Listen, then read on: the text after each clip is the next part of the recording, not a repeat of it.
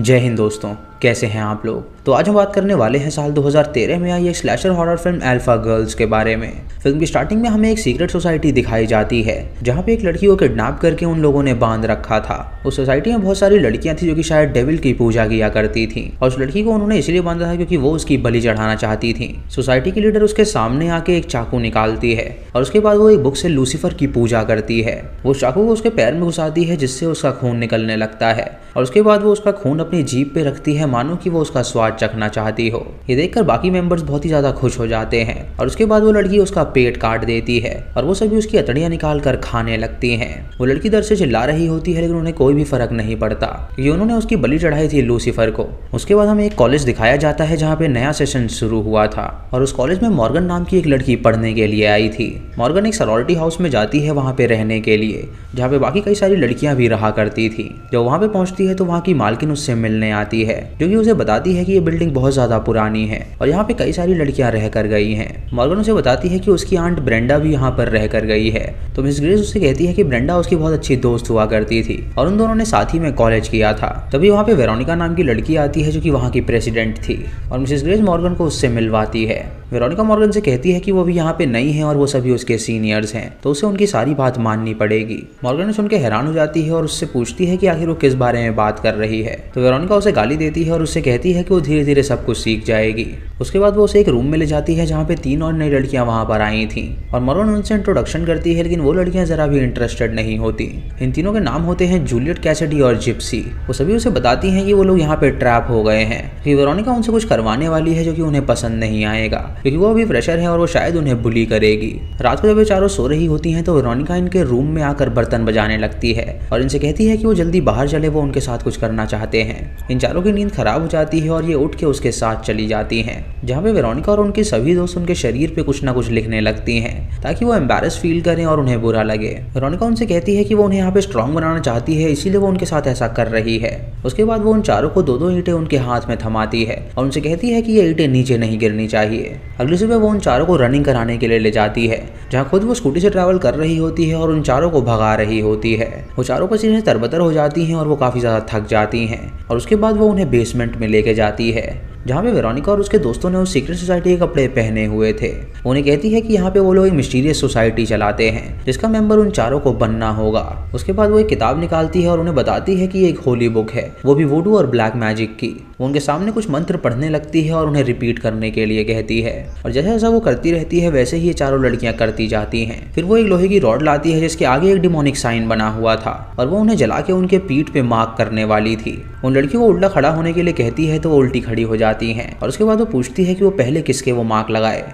तो कैसिडी कहती है कि सबसे पहले वो मॉर्गन के वो लगाए और जब वो मॉर्गन को लगाने के लिए जाती है तो मॉर्गन उससे कहती है कि वो ऐसा ना करे और तभी वो सारी लड़कियां हंसने लगती हैं और उनसे कहती हैं कि उनका ये मजाक था और वो लोग बस उनकी टांग खींच रहे थे। उसके बाद रात को वो लोग अपने घर में पार्टी रखती हैं जहाँ पे उन्होंने कई सारे लड़कों को भी बुलाया हुआ था। मॉर्गन जब उस पार्टी में होती है तो वहाँ पे जेडी नाम के एक लड़के को देखती है जो कि उसे काफी ज्यादा पसंद आता है। तभी जेडी मॉर्गन के पास जाता है और उससे बात करने लगता है जहाँ जेडी उसे बताती है कि वो अभी यहाँ पे नई नई आई है।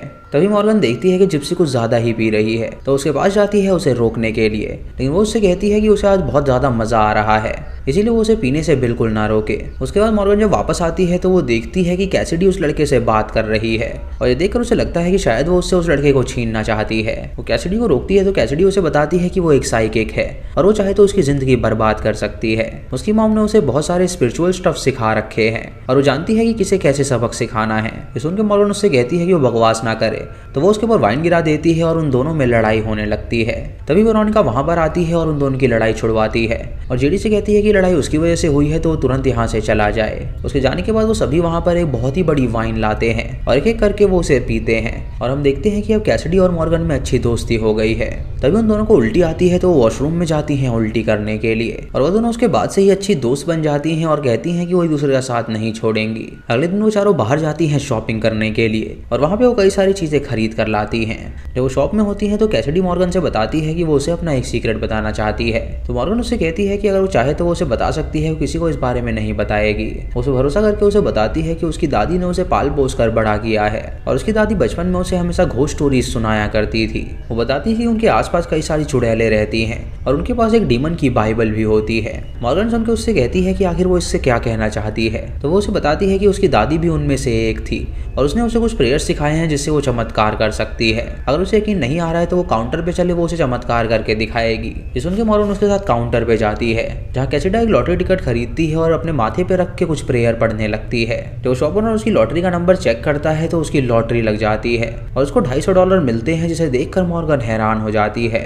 रात को जब वो चारों अपने रूम में होती हैं तो कैसिडी अपनी डीमन बाइबल निकालती है और उनसे कहती है कि वो इसी बुक के बारे में बात कर रही थी। इससे वो लोग वेरोनिका से बदला ले सकते हैं जो भी उसने उनके साथ किया। और उसके बाद वो एक मछली का ग्लास लेकर आती है जिसके अंदर 4 मछलियां थी और वो उन्हें कहती है कि वो इन मछलियों की सैक्रिफाइस करेगी इन बुक के लिए। उसके बाद वो मंत्र पढ़ती है और सबसे कहती है कि वो अपनी अपनी विश मांगे। सबसे पहले जिप्सी एक मछली निकाल के खा जाती है और उसके बाद कैसिडी उससे कहती है कि अब वो विश मांगे। वो विश मांगती है कि उसका सेमेस्टर अच्छा जाए और वो अच्छे मार्क्स से पास हो। उसके बाद जूलियट उस मछली को खाती है और विश मांगती है कि उसके पास ढेर सारे पैसे आ जाएं। फिर मॉर्गन उस मछली को खाती है और विश मांगती है कि उसको सब लोग पसंद करने लगे। और अंत में कैसिडी उसे खाती है और उससे कहती है कि काश उसके पास ढेर सारी पावर आ जाएं।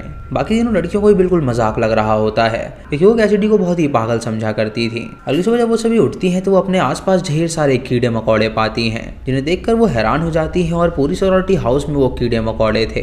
ये देखकर कैसिडी समझ जाती है कि जरूर डीमन ने उनकी सुन ली है और बहुत जल्द उनकी मनोकामनाएं पूरी होने वाली हैं। वेरोनिका वहाँ पे साफ सफाई करने की जिम्मेदारी अब मॉर्गन और कैसिडी को देती है और उनसे कहती है कि ये सब जो कुछ हो रहा है वो उनकी वजह से हुआ है। इससे उन दोनों लड़कियों को बहुत ज्यादा बुरा लगता है और डिसाइड करती है कि अब वक्त आ गया है उससे बदला लेने का। रात को वेरोनिका जब अपने रूम में होती है तो वहाँ पे वो एक चाय पड़ी हुई देखती है और जब वो उस चाय को पीती है तो अचानक उसे चक्कर आने लगते हैं और वो बेहोश हो जाती है।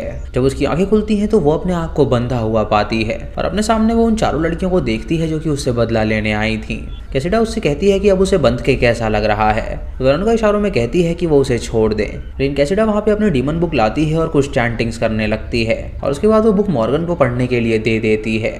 फिर वो एक एक्स लेकर आती है और उसे लेकर बेड पे चढ़ जाती है और फिर वो उस एक्स से वेरोनिका के टुकड़े कर देती है और उसे जान से मार डालती है। ये देखकर बाकी तीनों लड़कियां हैरान हो जाती हैं क्योंकि उन्होंने ये सब एक्सपेक्ट नहीं किया था। वो उससे पूछती हैं कि आखिर ये उसने क्यों किया, तो वो बताती है कि ये करना बहुत ज्यादा जरूरी था क्योंकि उन्होंने डीमन की पूजा करी है और उसे कोई ना कोई सैक्रिफाइस देना था ताकि वो उनकी विश जल्दी पूरी कर सके। वो तीनों लड़कियां उसे पूरा पागल कहती हैं और सोचती हैं कि अब वो आगे क्या करेंगी, लेकिन तभी वो डिसाइड करती हैं कि वो उस रूम को साफ कर देंगी और उसकी बॉडी गायब कर देंगी ताकि किसी को पता ना चल सके कि आखिर वेरोनिका यहाँ से कहाँ गायब हो गई। वो ठीक ऐसा ही करती हैं और उसकी बॉडी के छोटे छोटे टुकड़े करके वो डस्टबिन में डाल देती हैं। और अगली सुबह जब साफ सफाई वाला आता है तो वो कूड़े के बैग्स को अपने साथ ले जाता है। कुछ देर बाद मिसेज ग्रेस उन सबको बुलाती है और उनसे कहती है कि आखिर वेरोनिका कहाँ पर चली गई। तो सभी लड़कियां कहती हैं कि उन्हें नहीं पता कि आखिर वो कहाँ पर है। वो उन्हें बताती है कि उसके पेरेंट्स ने मिसिंग पर्सन की रिपोर्ट फाइल करी हुई है और क्योंकि अब तक बहुत दिन हो गए हैं और वो लड़की न जाने कहाँ चली गई। उसके बाद जब सभी वहाँ से जाते हैं तो वो जिप्सी को बुलाती है, उसे कहती है कि उसके मार्क्स बहुत ही ज़्यादा अच्छे आए हैं और उसे उस पर बहुत ज़्यादा गर्व है। ये सुनकर जिप्सी हैरान हो जाती है क्योंकि डीमन ने उसकी विश अब पूरी कर दी थी। इधर जूलियट को एक मेल आता है और जब वो उस मेल को खोलती है तो उसके अंदर लिखा होता है कि उसके अकाउंट में ढेर सारे पैसे आए हैं। ये देखकर वो खुश हो जाती है और तुरंत मॉल में जाती है और वहाँ पे ढेर सारी शॉपिंग करने लगती है। अगले दिन ये सभी वेरोनिका की मिसिंग के पर्चे बांटने लगते हैं और तभी ये दोनों अपनी बातें शेयर करती हैं कि डीमन ने उनकी सुन ली है और उनको ये सब दिलाया है। मॉर्गन उससे कहती है कि ये महज एक इत्तेफाक होगा क्योंकि उसके साथ अभी ऐसा कुछ भी नहीं हुआ है जिससे वो इस बात पे यकीन कर सके। तभी कैसिडी वहाँ पे जेडी को देखती है और वो मॉर्गन से कहती है कि वो उस पर ट्राई करे और अभी पता लग जाएगा कि वो सच है या नहीं। ये सुन के मॉर्गन वहाँ पे जाती है और उससे बात करने लगती है और तभी जेडी उससे कहता है कि वो तुरंत उसके साथ चले। वो उसे अपने साथ एक जगह पे ले जाता है जहाँ पे वो दोनों गेम्स खेलते हैं और फिर वो उसे एक रूम में ले जाता है जहाँ पे वो दोनों इंटीमेट होने लगते हैं और तभी जेडी अपने कैमरा से उसकी फोटो ले लेता है जो कि मॉर्गन को पसंद नहीं आता और वो उससे कहती है कि वो उस फोटो को तुरंत डिलीट करे, लेकिन वो उसकी नहीं सुनता तो मॉर्गन वहां से चली जाती है। जब वो घर पहुंचती है तो देखती है कि सभी लोग लैपटॉप में कुछ देख रहे हैं और उसे पता चलता है कि उसकी फोटो पूरे स्कूल में वायरल कर दी गई है। उसे बहुत ही ज्यादा अजीब लग रहा होता है तो कैसिडी उसके पास आती है और उससे कहती है कि वो चिंता ना करे, वो लोग जेडी से बदला ले लेंगे ताकि वो किसी और लड़की की फोटो ऐसे पोस्ट ना कर सके।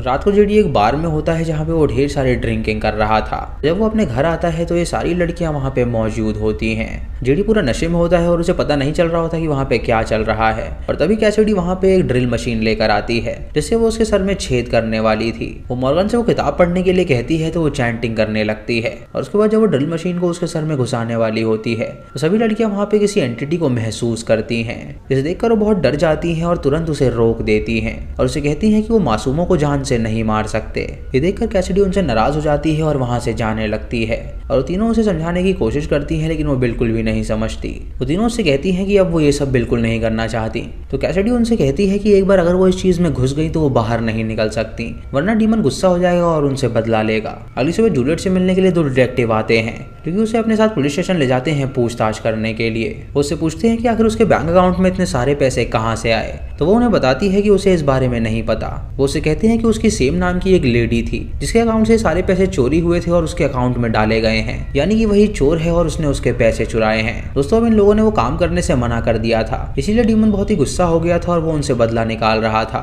जूलियट उनसे कहती है कि ये सभी कैसिडी की वजह से हुआ है। वो एक सीरियल कल्ट की मेंबर है जो कि डेविल की पूजा करते हैं और वो उन्हें उसकी सारी बात बताने के लिए तैयार है। ये सुन के इंस्पेक्टर बाहर जाता है रिकॉर्डर लेने के लिए, लेकिन तभी हम वहाँ पे कैसिडा को देखते हैं जो कि अपनी शक्तियों से वहाँ पे पहुंच जाती है और वो जूलियट को इतना उकसा देती है कि वो फांसी लगाकर वहीं पे मर जाती है।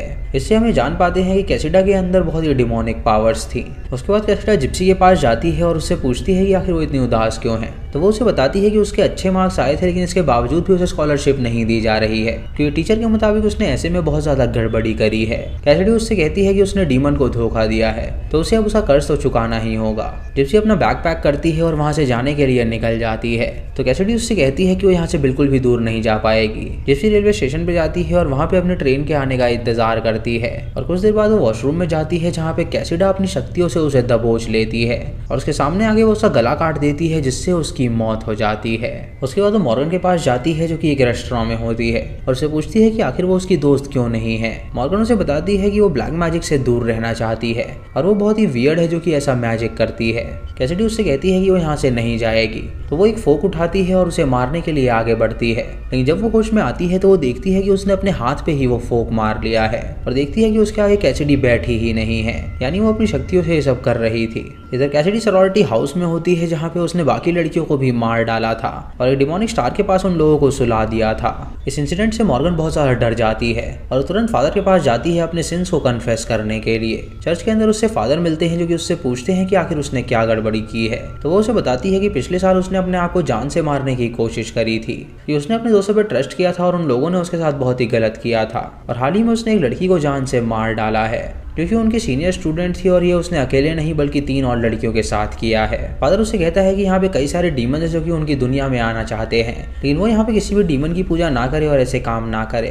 उसके बाद जब वो वापस अपने घर जाने के लिए निकलती है तो रास्ते में उसे कैसिडा की आवाज आती है जो उस पर चिल्ला के कहती है कि उसने बहुत ही गलत किया है। तभी वो कैसिडा को अपने सामने पाती है और उससे कहती है कि वो उसे मारने तो नहीं आई। तो कैसिडा उससे कहती है कि वो उसे मारने ही आई है। वो उस पर हमला करके उसे बेहोश कर देती है। जब मॉर्गन की आंखें खुलती हैं तो वो अपने आप को बंधा हुआ पाती है और उसके सामने जेडी भी बंधा हुआ होता है। तभी यहाँ पे कैसिडा आती है जिसने एक मुकुट पहना हुआ था और ये वही मुकुट था जो कि उस कल्ट के मेंबर पहना करते थे, यानी कि वो भी उस डिमोनिक कल्ट की मेंबर थी। जेडी उससे माफी मांगता है और उससे कहता है कि वो आइंदा ऐसा नहीं करेगा तो वो उसे जाने दे। तो मॉर्गन सुनकर उसे माफ कर देती है, लेकिन कैसिडी उससे कहती है कि उसने उसे माफ नहीं किया है। ये कह के कैसिडी उसका सीना फाड़ देती है और उससे दिल निकाल लेती है, जिससे जेडी की वहीं पे मौत हो जाती है। तभी मिसेस ग्रेस वहां पर आती है जो कि उसके चिल्लाने की आवाज सुनकर आई थी और जब वो एक रूम में जाती है तो वहां पे वो सभी लड़कियों की लाश को पाती है, जिसे देखकर वो हैरान हो जाती है और सोचती है कि आखिर ये किसने किया। इधर मॉर्गन अपने आप को छुड़ा लेती है और वहां से भागना चाहती है और इधर कैसिडी खून से लथपथ होकर ग्रेस के पास पहुंचती है।